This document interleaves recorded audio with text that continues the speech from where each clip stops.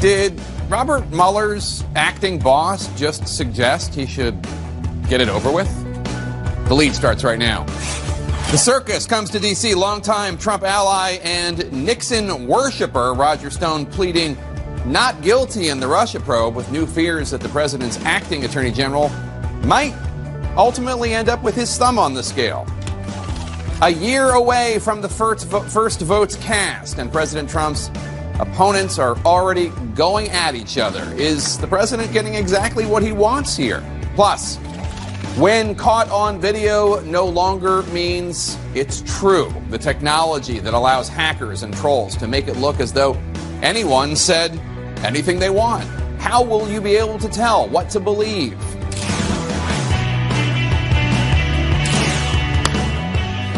Welcome to The Lead. I'm Jake Tapper. We begin with the politics lead. President Trump's longtime political advisor and confidant Roger Stone pleading not guilty today, defiantly maintaining his innocence before a federal judge regarding 7 charges brought by special counsel Robert Mueller, ranging from obstruction of justice to witness intimidation. This all comes as the man overseeing Mueller's investigation is claiming it's almost over. Acting Attorney General Matthew Whitaker taking the rather extraordinary step of commenting on the status and efficacy of an ongoing investigation. That's usually a subject attorneys general refrain from commenting on. Whitaker telling reporters that Mueller is close to wrapping up and his decisions will be ultimately reviewed by the Justice Department. Comments that sparked concern from Democratic lawmakers that Whitaker could water down or even censor Mueller's findings. CNN's Jessica Schneider picks up the story.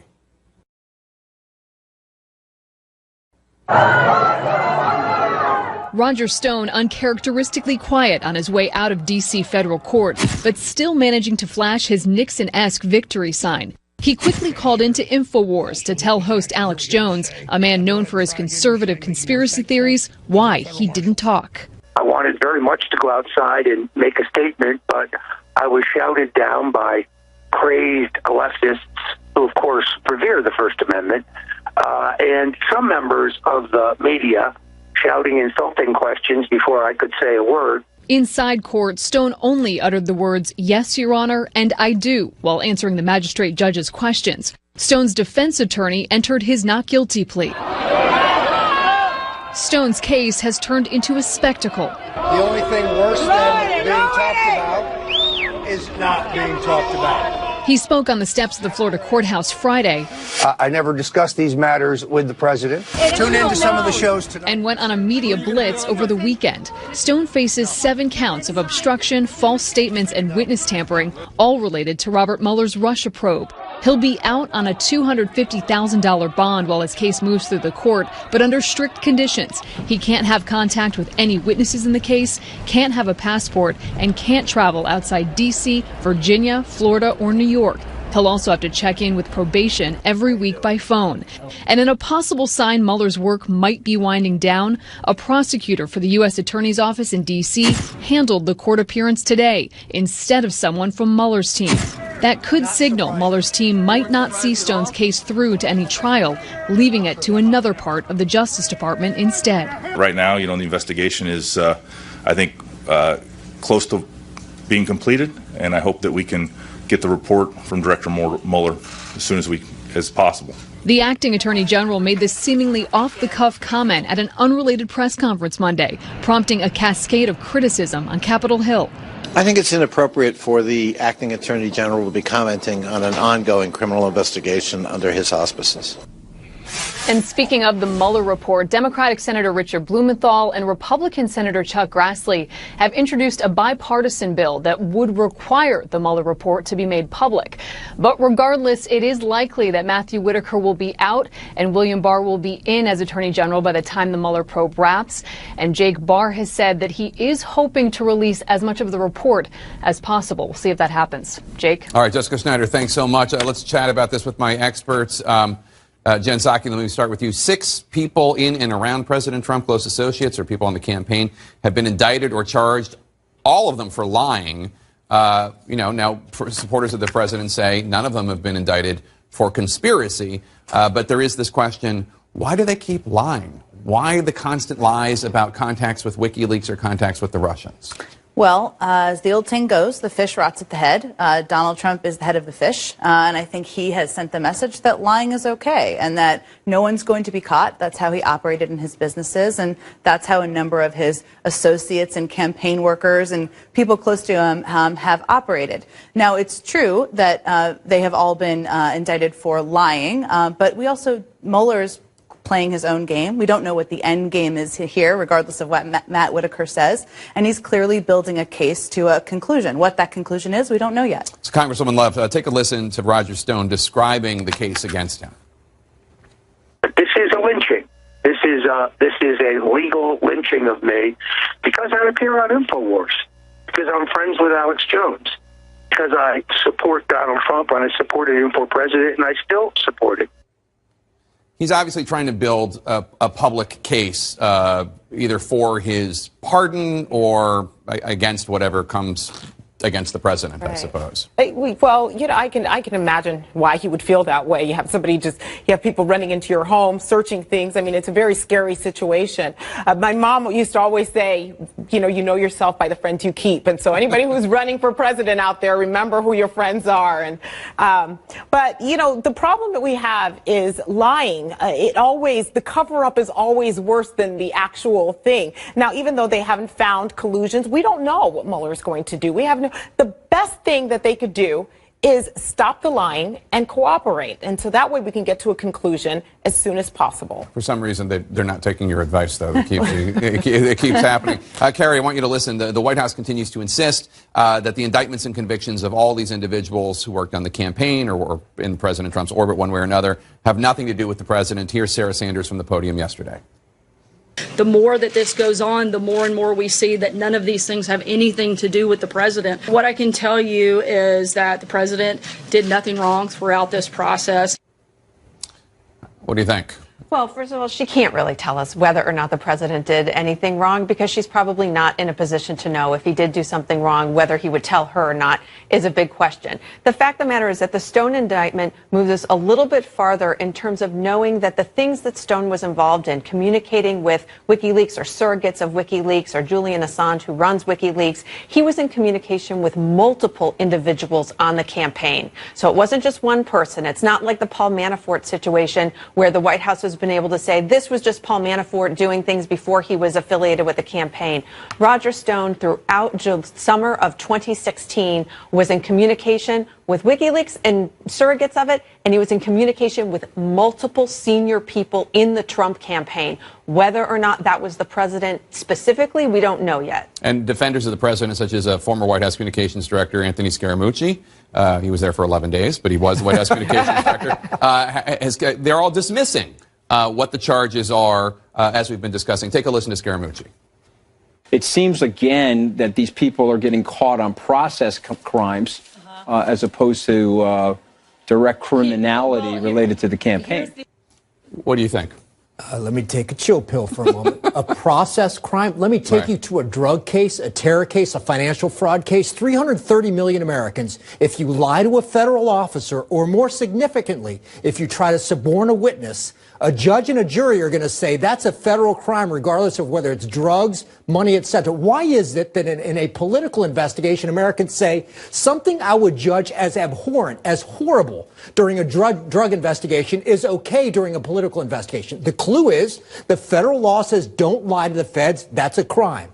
Don't try to tell a witness what his testimony should be. That's a crime. I cannot understand why Americans who send their kids to Boy Scouts look at this and say, not okay for a drug case, but if you're a Trump supporter, maybe that's fine. It's not a process crime. It's a federal crime, and the dude ought to go to jail. It's not very complicated. As a prosecutor, do you think that when you look at everything that Mueller has laid out, do you think that this is ultimately going towards a conspiracy case? Because we have not seen that.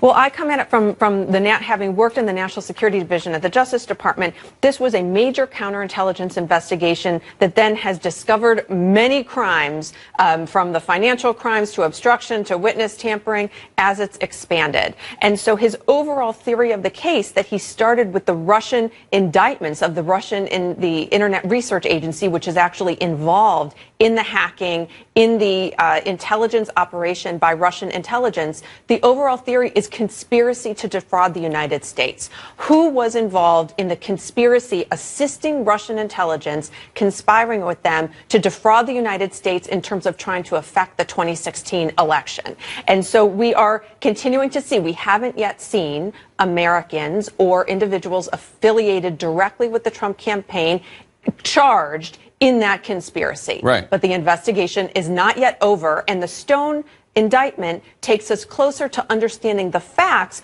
of people closer to the campaign being knowledgeable, at least, about what was going on pre or post some of these releases. And Phil, reading the tea leaves, do you think this is ultimately leading to a place where some American will be charged with conspiracy, or do you think it's possible that it will just be, as Anthony Scaramucci referred to them, process crime? I think neither. There's two pieces we're not considering. One, we keep looking at the legal case. There's a case that the special counsel will put together, a narrative that the attorney general will get and determine whether he sends it to the Congress. That's going to give us the full story. We keep looking at bits and pieces. That won't be a legal case. It's the case the Congress is going to judge. I think that'll be a compelling story, not only about Russia. I think the less interesting story, more about whether there's a conspiracy to lie.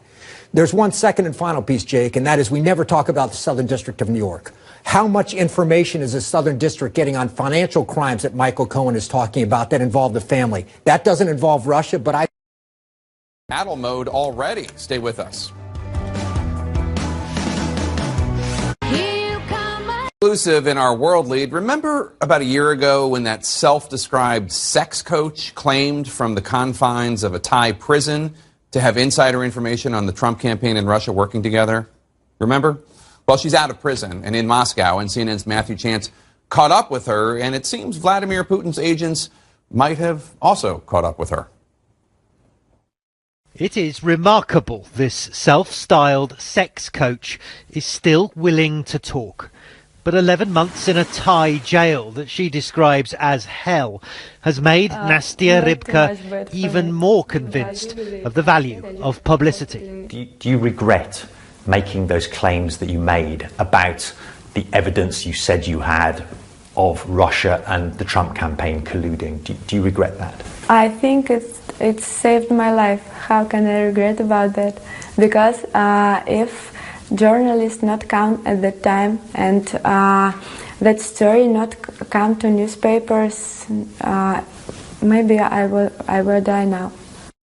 These were the images that got her into trouble. Her and a Russian billionaire, Olig Deripaska, who is close to Russian President Vladimir Putin and the Kremlin, on his yacht in 2016. There was another figure photographed too, a Russian deputy prime minister, sparking allegations this was a secret meeting to pass on Trump campaign briefings. Did Manafort owe you millions of dollars when he was the head of the Trump campaign?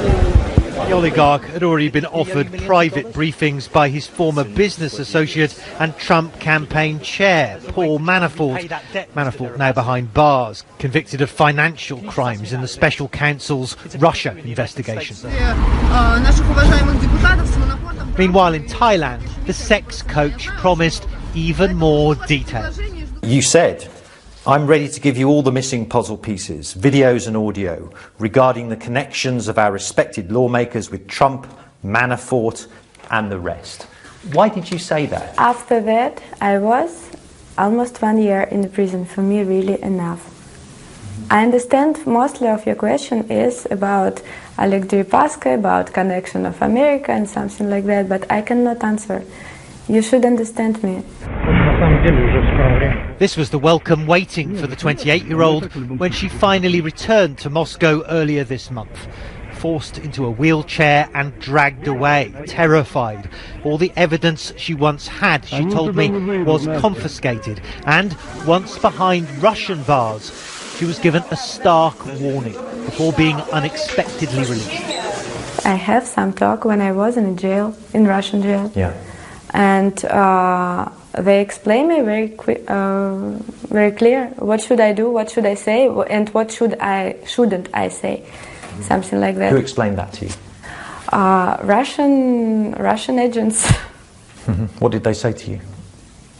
They said to me, don't touch Olig Deripaska anymore. But, don't touch him, she added, or risk replacing that Thai prison with a cell in Russia. All right, well, this Nastia Rybka is still, Jake, very much under the threat of prosecution. She's a suspect in a prostitution case in this country, so she could be yanked back into prison at any moment. She's also, very realistic when she talks about the physical threat against her. This is a country, remember, that has a checkered record, or a strong record, rather, of silencing thorns in the side or critics like her. At the same time, she's also somebody who is a self-publicist and who says what she thinks people want to hear. And she admits as much. It's got her into a lot of trouble, Jake. It's a perplexing story. Matthew Chance, thank you so much. Really appreciate it. Let's take this story broader and talk about the U.S.-Russia relationship more geographically and political geographically. Take a listen to CIA Director Gina Haspel earlier today testifying. Our job is to make sure that everybody understands Putin's efforts to influence globally and to enhance Russia's power status in the world. She says her job is to make sure everybody understands what Putin is doing. Do you think President Trump fully understands it? He fully gets it? Yeah, I think the president gets it. I think the president also, his job is also to try to, walk that fine line between understanding this guy's our enemy, but at the same time trying to increase, and better our relations with the Russians. It's in everybody's best interest, as the president says, not to go to war on the, on the plains of Europe with the Russians. And so I think the president's smart enough to understand, but he also, just like he does with President Xi, he tries to straddle that line, carrot and a stick. And I think, the Russians, if you look at all the other adversaries the United States has across the world, they look at this past election, 2016, what they were able to do with very limited resources, if you look at it, so much discord. They'll be back, just like they said at this hearing, they'll be back for every election moving forward. So we need to be on guard. I want to give you an opportunity to respond, because I'm guessing you don't think President Trump sees the Russia threat. Look, I think one of the things we've seen over the last 2 years on the world scene is that President Trump is vulnerable to being taken advantage of by President Putin, by President Kim Jong-un, by all of the strong men out there who look at President Trump and see that he is susceptible to flattery and that he's willing to go their way. That's very dangerous for the United States. It's interesting, too, because though they interceded on behalf of President Trump and the Republicans in 2016, President Putin is not a registered Republican. He doesn't care. He can intercede on behalf of the Democrats at some point. I mean, what his objective is to create chaos and disorder. He has succeeded in that. We don't have a way out of that under current leadership. Yeah, but just look, let's look at the facts, right? Under President Trump, we armed Ukrainians. There were the biggest NATO exercises taking place, Operation Trident Juncture in Norway. We put 700 Marines in Norway on the Russian border for the first time since World War II. We put increased forces in Europe and Poland and other places along the NATO allies. So the president is really, you may say he's doing one thing, but the facts state something else. The facts say the Russians are very unhappy with the United States and Europe at this point. There does seem sometimes, Paul, to be a discord between what President Trump says publicly and what his administration does. What General Mattis did, who is an American patriot, well, it's unlike still the Donald Trump administration. Unlike Donald Trump. No, but Donald Trump attacks the Pope, but he won't speak ill of Vladimir Putin. Why is that? Why is that? Is Putin just so wonderful and such a saintly, holy man? Or does he have something on our president, as Speaker Pelosi is asking? It is really, really remarkable that Donald Trump has gone to verbal war with almost all of our allies, all of our best friends. Canada, Mexico, Europe. Never a bad word about Vladimir Putin. CNN. I wonder why. Right. CNN. Well, how did you rectify, when you were a lawmaker and President Trump would do something strong against Russia while praising Vladimir Putin or seeming to take his side of the story on election interference or whatever, how do you rectify that? I think that's the story of our lives. Every time you get whiplash, I mean, we dealt with it in immigration reform. We dealt with it on so many different levels. Or is the president with us? Is the president not with us? I think we have to remember, when it comes to Russia, though, think way back to when we had this debate between President Barack Obama and Mitt Romney, and he kept saying, hey, Russia's a problem here, Russia's a problem, and everyone ignored that. And now there's no doubt, Russia is a problem for the United States. You would think that it would be something that would bind us together and say, okay, we know who the common enemy is. And I wish that people would just really focus on that. I mean, Mueller's doing his job. He's going to see if there's any collusion. But at some point, we all have to say, stop the blame game and know that we actually have a common enemy out there, and that's Russia. You're totally right. I think that the problem is that in 2016, when all of the intelligence agencies came out with a unified view, when Democrats and Republicans in Congress came out with a unified view on the Russia intervening in the election, the President of the United States has the biggest megaphone. He has the most power to actually do something in the administration, and he didn't do it. Jed, 2016, Barack Obama was the president. Democrats were in charge. They could have stepped up and stopped it. And should have. They should have. And should have. So don't point fingers. Mia lets me off the hook too easy. So here we are again, right? I was one of the people who joined President Obama in mocking Mitt Romney when he said Russia was our greatest geostrategic threat. I was wrong. I've said that publicly. I say it again. Now we do need to come together and act on that because they attacked us. John McCain called it an act of war, and it was. When they attacked us in 2016, our president is Donald Trump. He is somehow unable to defend America, and that's pretty sad. Everyone stick around. Everyone stick around. We're going to keep talking the 2020 race, starting off with fireworks, the political jabs taken today that may have President Trump pleased, perhaps. Stay with us. Our politics lead this morning, two potential 2020 presidential candidates suggested that Senator Kamala Harris has run too far to the left. In her CNN town hall meeting with Iowa Democrats last night, Senator Harris called for Medicare for all, legislation that would end private health insurance companies and put the government in charge of a universal health care system. The debate quickly highlighted a chasm between the liberal and moderate voices that aim to defeat President Trump. CNN's Ryan Nobles picks up our coverage. Former Starbucks CEO Howard Schultz today launched a direct attack at California Senator Kamala Harris after she endorsed a Medicare for All health care plan during a CNN town hall in Iowa Monday night. And the idea is that everyone gets access to medical care. And you don't have to go through the process of going through an insurance company, having them give you approval, going through the paperwork, all of the delay that may require. Let's eliminate all of that. Let's move on. Well, you just played Senator Harris as saying she wants to abolish the insurance industry. That's not correct. That's not American. What's next? What industry are we going to abolish next? The coffee industry? The billionaire coffee magnate says he's considering an independent presidential bid because Democrats have moved too far to the left on policy. In order to run as a Democrat today, you have to fall in line with free Medicare for everybody, free college for everybody, a free job for everybody. Today in New Hampshire, former New York City Mayor Michael Bloomberg, who's weighing a potential presidential bid as a Democrat, also took a whack at Senator Harris's proposal. I think you could never afford that. You're talking about trillions of dollars. Harris isn't the only one backing Bernie Sanders' Medicare for All bill. She joins other 2020 candidates, including Senator Elizabeth Warren and Kirsten Gillibrand, as well as potential contender Cory Booker.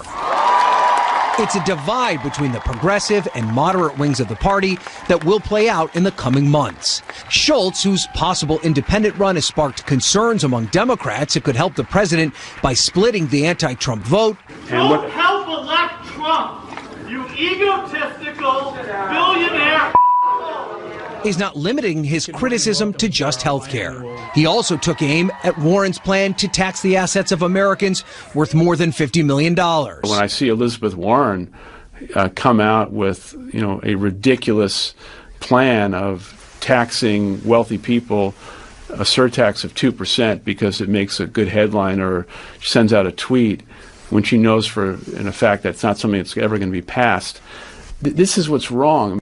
The Massachusetts senator fired back on Twitter, writing Schultz's potential campaign was a ridiculous attempt to buy the presidency.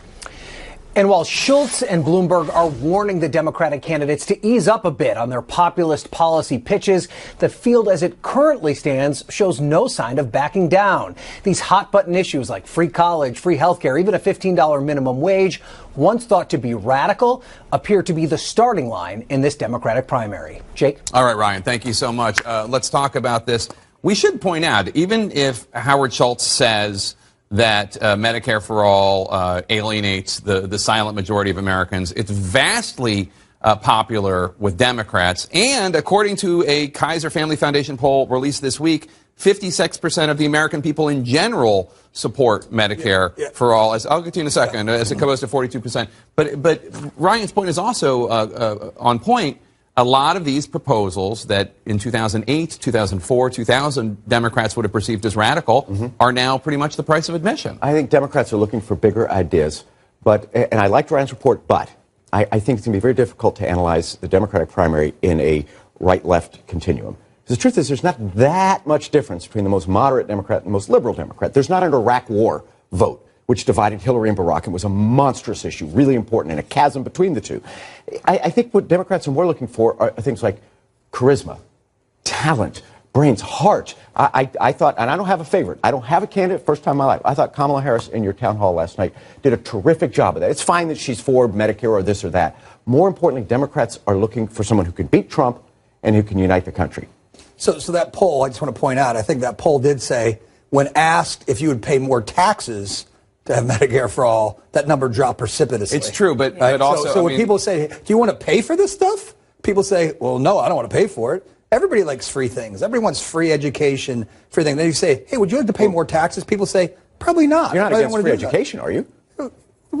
Free college? Free college you for said everybody? education. Yeah. No, free college for everybody I'm against, I oppose. I think we should do something to rein in costs of college, absolutely. Shouldn't rise way, above the consumer prices. It shouldn't be crazy. But no, people have to pay for things in this country. Well, so instead of writing a check to Aetna, you write a check to Medicare. In you write a check all to of the this, government? in all of this debate, in the back of everyone's mind, we have to remember how much debt this country is in. And somehow they still have to answer the question. I know the language, speaking with heart, making sure that they can relate to people. I've always said it's one of the things that Republicans need to do better. But on the policy side, they have to be able to explain what they're going to do. It's not enough to say, okay, I'm for Medicare for all. At some point, you have to lay out a plan and figure out how you're going to deliver that. And also, that silent majority that likes their private health care, likes their private insurance, they're not going to be so silent when there's a threat of taking it away from Let me ask you a question, because one of the people who is helping Howard Schultz is a former colleague of yours in the Obama White House, Bill Burton, who is taking a lot of flack from Democrats on this.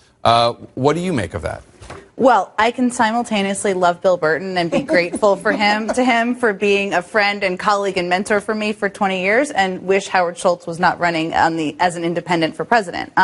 This would be an entirely different conversation if he was running in the Democratic primary. I've heard his argument as to why he doesn't want to do that, but that's a debate that can happen within a Democratic primary as well. And I think the reason why Howard Schultz, is getting attacked, and people who work for him and believe in him, I've talked to Bill about it, believe in him, think he's pulled himself up by the bootstraps, why they're getting attacked is because of that. Because Democrats and many independents are scared as heck about Donald Trump getting reelected, and anything they see that could lead to that, they're going to fight against. Yeah, Ross Perot ran and Clinton got elected. So, I mean, there's been third-party candidates, and Democrats win. So why are you afraid? This is obviously many years later, and as you well know, David, every election's different. He would certainly be somebody who would take a chunk of the... There is a fear because he is going to push Democrats to actually state political You just heard him. You just heard him. policy And in fact- positions. Yeah. And that is what they're afraid of. And in fact, take a listen. just heard him, Schultz claiming today that progressive candidates like Senators Harris and Warren are alienating the majority of American people with their proposals. Take a listen. The Republicans want to get rid of the Affordable Care Act. I don't agree with that. The Affordable Care Act should stay and it should be refined. But to think we should get rid of the insurance industry, again, this is exactly the situation. It's far too extremes on both sides, and the silent majority of America does not have a voice. Go ahead. I was just going to say, look, I think part of his problem is he's having a conversation that is not aligned with the conversation that many people are having. What people are struggling with, and you saw this in the Washington Post ABC poll, is still health care. It was the #1 issue. They want affordable health care. Medicare for all, people may know what that means. They may have different definitions of what that means, but the support for that represents a desire to do something better. So that's Isn't that the what Schultz conversation just said? we're having. Isn't that what he just said? He's talking about eliminating the insurance industry. He's responding to Kamala Harris. Look, what I would say for him is that I'm not sure why he's spending all of his time attacking all the Democratic candidates. I'd like to hear more about specifically what his proposals offering a are. different idea. He's offering a different perspective. And I would actually say that it's nice. It's really refreshing to get someone who's actually in the real world. One of the problems is there's so much legislating going on at the White House, up at the, in Washington, that it's nice to get a perspective. I would say that he's actually talking about things that people... When yesterday I told you that you're a Howard Schultz voter. He's going for somebody like you. Maybe. I don't know. He's going for somebody who was a Republican. I think there may be room on his campaign. Right, there you go. Schultz love 2020. He says the biggest issue facing America is the debt. And I worked for the last president to balance a budget. I know how you do it. You raise taxes and you cut spending. That's what you do. Well, he wants to cut spending for the most vulnerable people, for sick old people. He wants to cut their Medicare. He wants to cut their Social Security. I think that's monstrous. But then what does he say about Schultz wants to do that? Yes, he does. He calls it entitlements, which means Social Security, Medicare. Then he's asked about taxing the rich. He's a billionaire, and somehow he's against that? Well, wait a minute. You want sick old ladies to help pay down the debt that was created by tax cuts for the rich, and you're rich and you don't want to tax the rich. You go take that to the American people, Howard. Cut sick old people, throw them off the bus. That's Howard Schultz. That's his. Well, I'm defending Howard Schultz. I don't know why, but he didn't say it. He's certainly throwing a lot of curveballs into the 2020 race. Everyone stick around. Apparently, President Trump does watch CNN. His real-time response to a former White House official who knocked his negotiating skills. Next. Now, President Trump woke up today facing another potential government shutdown, another former close associate facing jail time, and a slew of top intelligence chiefs publicly contradicting him on major national security issues. So, of course, the president began the day by attacking a former staffer from his White House who has a new book out. CNN's Caitlin Collins picks up the story. The government runs out of funding again in 17 days. And skepticism about finding a compromise stretches all the way from the White House. The president is taking them at their word and hopes that they'll negotiate in good faith. To Capitol Hill. President Trump touched a hot stove, and hopefully he won't do it again. A group of bipartisan lawmakers in charge of hashing out a border security deal that can not only clear both chambers of Congress, but win President Trump's signature. I think we can find bipartisan answers to most of the issues involving border security. But if the president has the last word, it may not be enough.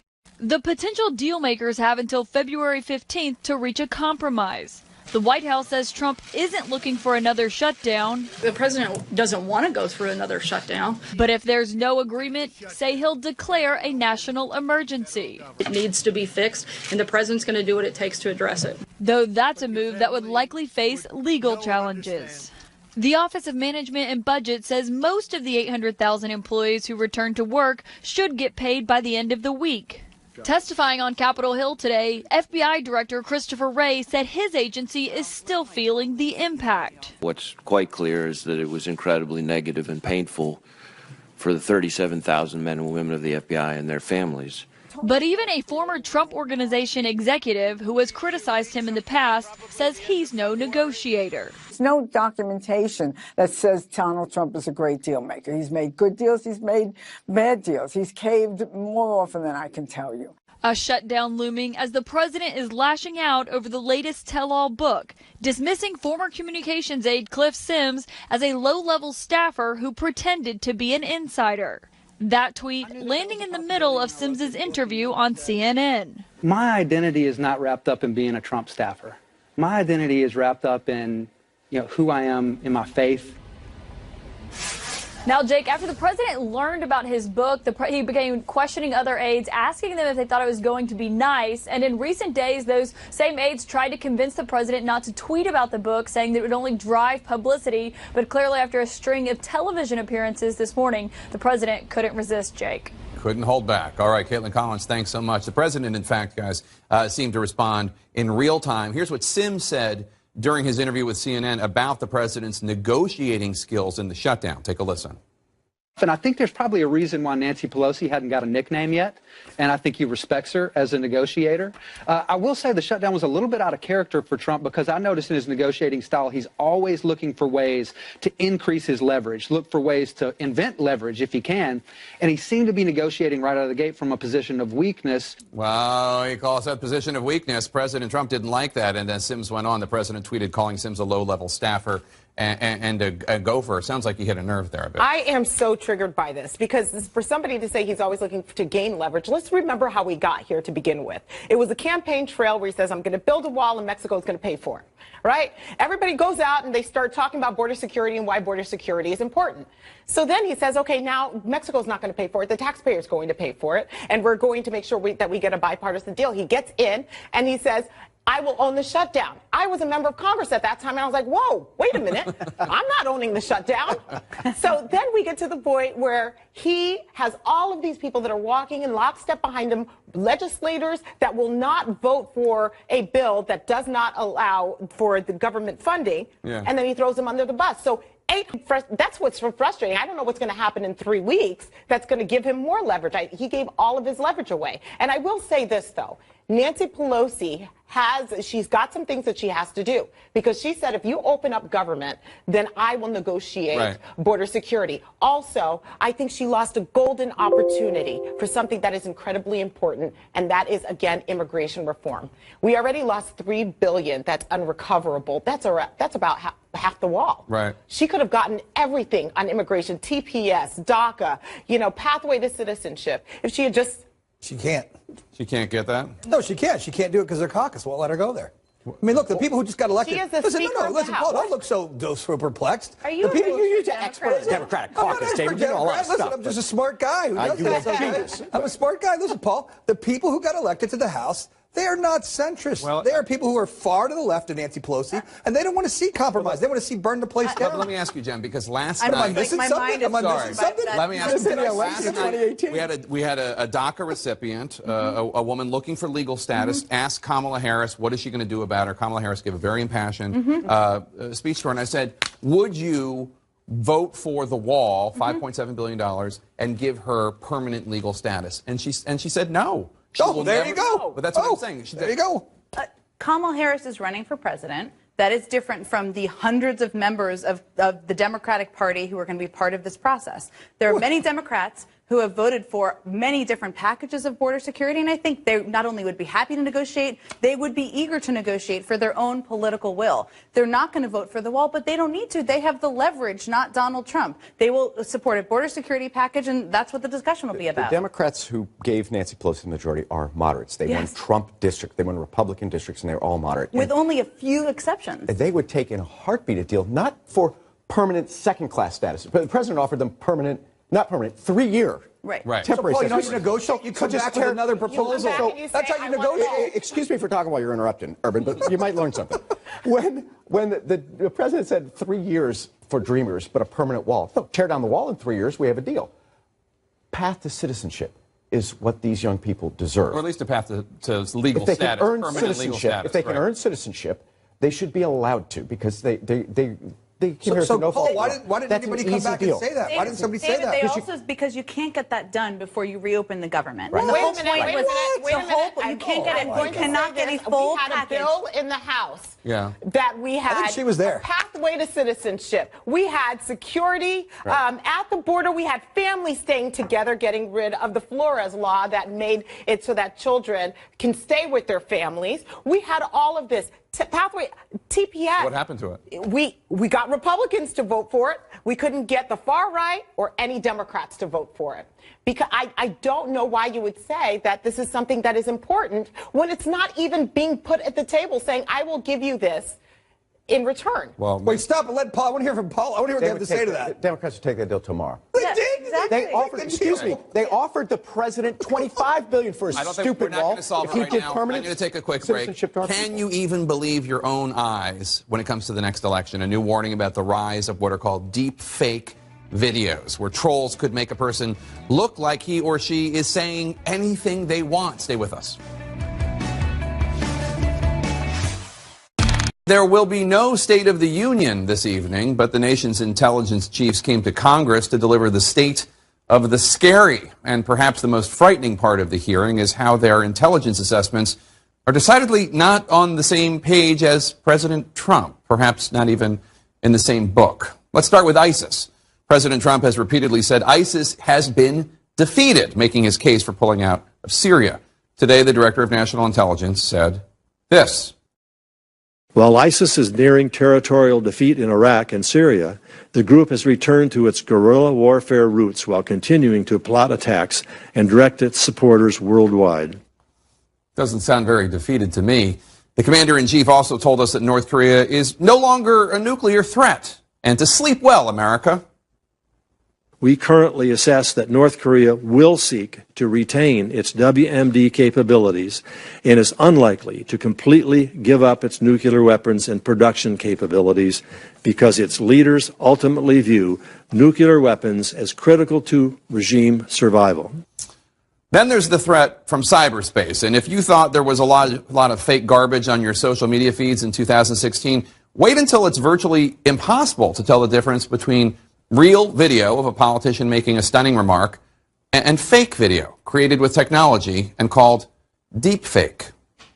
opening statement. Today, Director of National Intelligence Dan Coates offered a very real warning about media manipulation. It poses a major threat to the United States. Former President Barack Obama appeared to share a similar concern last year. Our enemies can make it look like anyone is saying anything at any point in time. Both men cautioning that those enemies can use technology to create new and unforeseen challenges to our health, economy, and security. Coates' message is real. This is a dangerous time. But former President Barack Obama's message was not real. BuzzFeed published altered video voiced by the actor and director Jordan Peele to show how easy it is to be convinced by so-called deep fake videos. This is actually my face swapped onto his face.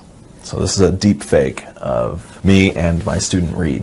Jeff Smith from the University of Colorado Center for Media Forensics says the artificial intelligence technology used to create realistic videos such as these is becoming more advanced and more accessible. In the future, maybe 5 to 10 years, the technology will be in your pocket, and with a flick of a button, you can become a deep fake. The fake news media back there. In an environment where real reporting is already being vilified, the potential national security risks of deep fake media cannot be understated, experts say. The Department of Defense has commissioned researchers nationwide to help develop digital defense strategies. Are we organized in a way that we could possibly respond fast enough to a catastrophic deepfakes attack? We cannot rely on status quo where we are now. We're the best in the world. We have to stay the best in the world, but we've got real competitors. And technology is giving them the opportunity to shorten that gap very, very significantly. Here's the nightmare situation for me. A video of Donald Trump saying, "I have just launched nuclear weapons against North Korea," goes viral online. CNN business reporter Donnie O'Sullivan spoke with Hani Farid, who is researching deepfakes at UC Berkeley and at Dartmouth. 60 seconds later, we have global nuclear meltdown. I don't think that's likely, by the way, but I don't think it's out of the question